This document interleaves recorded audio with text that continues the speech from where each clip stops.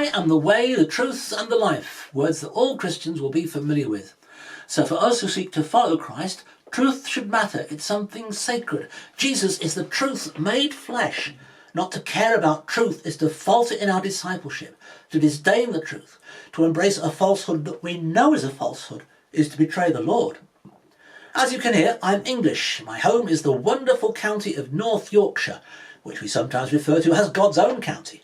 I'm a retired pastor and very anxious as I watch the US election about its outcome. I know that in many ways it has nothing to do with me. I'm a foreigner, and we don't like it when foreigners try to interfere in our politics, as we rather suspect a certain Vladimir Putin has done in Britain, especially at the time of our referendum about whether to stay in the European Union. But I hope you will let me say this. There is one particular regard in which the US election result is important for everyone in the world, American or not. I also feel there has never been an election in my lifetime that matters so much for the future of our planet. You're voting not just for a president, but for the leader of the free world, and I live there. You're also voting for someone who can either help to steer the world towards a more sustainable future or away from that and towards catastrophe. So it's important for everyone to know the truth, but doubly so for Christians because it's sacred to us. The truth will set us free. Lies will imprison us in illusions. Many people are now saying that we face a climate emergency and that if we don't act quickly, it will run away with us and our civilization will collapse. Is that true? Others are saying, no, that's alarmist nonsense, everything is under control. Maybe the world is warming up, but that's not necessarily bad news, and to the extent that in some respects it might be, well, technology will come to our rescue. Free enterprise, flourishing in a culture of minimal regulation will deliver the goods. We don't need international cooperation and agreements. We don't need anyone else coming along and telling us we should restrain our consumption of resources. We can fend for ourselves. Other nations can fend for themselves. You will see that blended into this second view of the situation there is an ideological commitment as well as a more optimistic take on the facts on the ground, and they depend on each other. That's to say, if you believe that no matter what the crisis, free enterprise will get us out of it, then you will not want to accept that there might ever be a situation in which free enterprise is not enough, might even hinder the quest for a solution. You really do need international cooperation, and worse, individuals really will need to moderate their lifestyles, particularly in more affluent countries like yours and mine. We will not be best pleased if the facts start pointing us in that direction. But sometimes the facts go against what we want to believe. Oh, they can be a nuisance that way.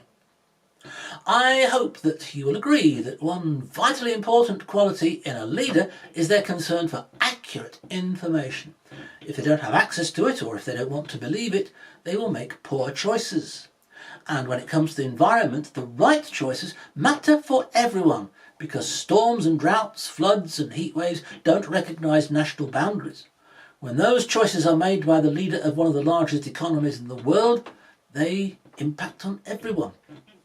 Where then might we find accurate information? What kind of people do we look to provide it for us? Politicians? Journalists, radio and TV hosts, bloggers and vloggers and social media influencers, think tanks financed by billionaires who expect them to think in ways they approve of, pastors even. No, we look to scientists. We look to the experts in the relevant fields. We look to peer-reviewed research, people whose job it is not only to get things right, but to indicate clearly what it would take to make them change their minds, to falsify their statements. Scientific research is often provisional and needs to be adjusted as time goes by. For truth's sake, and for Christians that also mean for Christ's sake, we need to know our facts.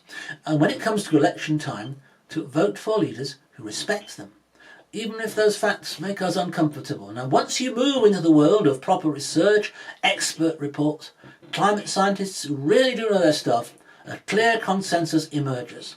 We do have a crisis on our hands, and it will get worse, perhaps quite quickly, unless decisive and significant concerted international action is taken now.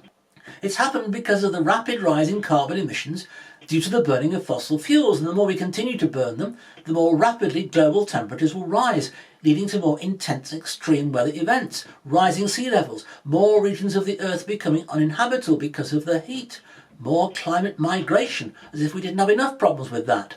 We have to find ways of reducing our dependence on oil, gas and coal and switching to renewable energy, or we'll be placing ourselves in great peril. That is the truth. And of your two possible new presidents after the election, one of them accepts this and the other does not. Facts are not Donald Trump's strong point. I think his followers generally accept this, but they cut him a whole load of slack because of his other qualities, the way he seems able to connect with Americans who feel let down by Washington, that the great American dream has passed them by, their voices aren't being heard, but he talks their language. Isn't that, or wasn't that, the nature of his appeal? If he tells the odd lie or 10, well, that's just him being Donald. Nobody's perfect. But some facts matter a lot, and this one matters to this outside observer, this follower of Jesus, existentially. The future of our civilization could depend on the next US president calling it right on the climate emergency. Behind Donald Trump lie, as you know, the policies set out in Project 2025, which do to clamp down on research into environmental science in case it unearths some inconvenient facts that scupper the ideology. The issue has got dragged into your culture wars, so that anti-environmentalists have tried to smear a proper concern for the future well-being of the natural world of which we're part as woke, and therefore a bad thing by definition. I wonder how woke you think Jesus was. Project 2025 is supported by various organisations which have, over the years, tried to deny or ridicule or distort climate science. It does not respect truth, and as a Christian I cannot possibly respect it.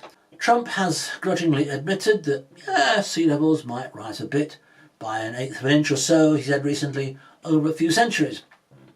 I did some online research and I was soon listening to a farmer in Maryland lamenting that some of his pasture land won't grow much now because it keeps getting flooded by salt water.